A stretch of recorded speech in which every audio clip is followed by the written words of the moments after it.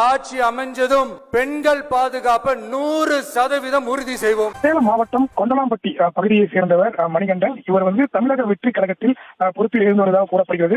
இந்த நிலையில்தான் இவர் அதே பகுதியில் மளிகை கடையும் வைத்து நடத்தி வருகிறார்.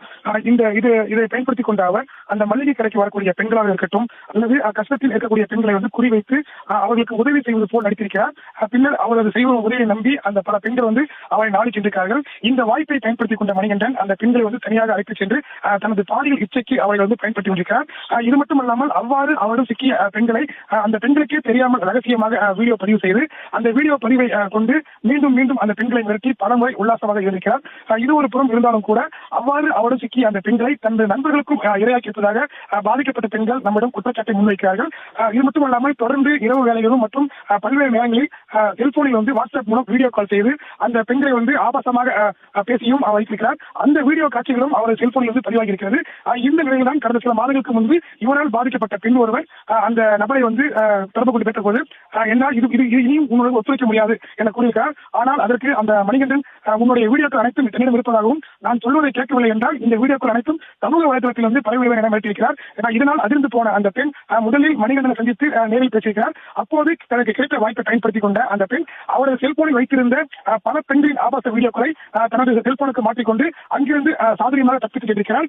பின்னர் ஒரு கட்டத்தில் அந்த வீடியோக்கள் அனைத்தையும் ஒரு பென்டிரைவில் காப்பி செய்து சேலம் மாநகர காவல்துறை மற்றும் மாவட்ட ஆட்சியருக்கு அந்த 2 காப்பிகளாக போட்டு கடிதத்தின் மூலம் அனுப்பி வைத்திருக்கிறார்.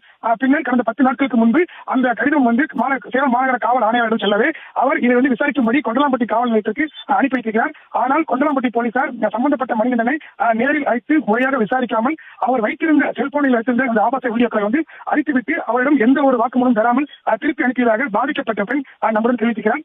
எனவே இது போன்ற பாலியல் சம்பவங்களில் போலீசார் மிகுந்த தீவிரமாக செயல்பட வேண்டும். சுமார் 50க்கும் மேற்பட்ட பெண்களின் ஆபாச வீடியோக்கள் அந்த மணிகண்டன் செல்போனில் இருந்ததாக கூறப்படுகிறது. இதனால் அந்த பெண்களுக்கு எதுவும் ஆகிவிடக் கூடாது எனவும் மேலும் காவல்துறை நம்பிதான் நாங்கள் நாடி சென்றோம். ஆனால் காவல்துறை எங்களுக்கு எந்தவித உதவியும் செய்யாமல் சம்பந்தப்பட்ட குற்றவாளியை தப்பிக்க வைத்ததாகவும் அவர்கள் குற்றச்சாட்டு முன்வைக்கிறார்கள். ஏற்கனவே கடந்த ஆட்சி காலங்களில் பள்ளாட்சி வன்கொடுமை பெரும் அதிர்ச்சியை ஏற்படுத்தியிருந்தது. இந்த நிலையில் தற்போது சேலத்திலும் ஒரு பாலியல் வன்கொடுமை அரங்கேற்பது மேலும் அதிர்ச்சி அளிக்கிறது.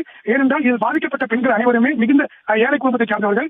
அவர்கள் அந்த மணிகண்டன் கூறிய ஆசை வார்த்தையை நம்பிதான் அந்த பெண்கள் அவர்கள் சென்றிருக்கிறார்கள். ஆனால் இதையெல்லாம் தனக்கு காரணமாக பயன்படுத்திக் கொண்ட மணிகண்டன் அந்த ஆபாச காட்சிகளை செல்போனில் ரெக்கார்ட் செய்து வைத்துக் கொண்டு அவர் பல முறை அந்த பல பெண்களிடம் உல்லாசமாக இருந்திருக்கிறார்.